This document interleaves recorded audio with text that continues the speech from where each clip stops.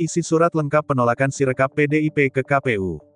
PDIP resmi menolak penggunaan Sistem Informasi Rekapitulasi (Sirekap) dalam mencatat perolehan suara pemilu 2024 oleh Komisi Pemilihan Umum (KPU). Mereka juga menolak penundaan rekapitulasi suara di tingkat Panitia Pemilihan Kecamatan (PPK). Lalu, PDIP meminta Sirekap diaudit secara forensik digital dalam penyelenggaraan pemilu 2024.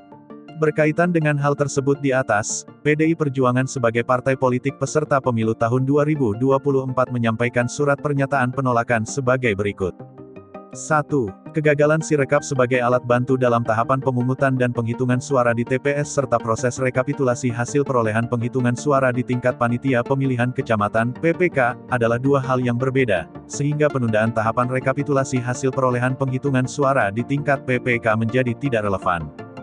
2. KPU tidak perlu melakukan penundaan tahapan rekapitulasi hasil perolehan penghitungan suara di tingkat PPK karena tidak terdapat situasi kegentingan yang memaksa tidak terdapat kondisi darurat.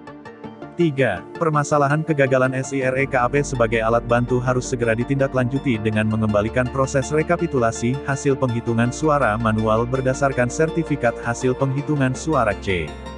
Hasil sesuai ketentuan pasal 393 ayat 3 UU No.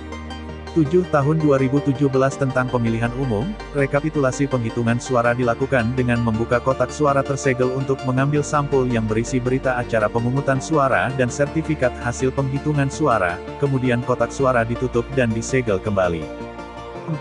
PDI Perjuangan secara tegas menolak penggunaan Sirekap dalam proses rekapitulasi penghitungan perolehan suara hasil pemilu 2024 di seluruh jenjang tingkatan pleno. 5.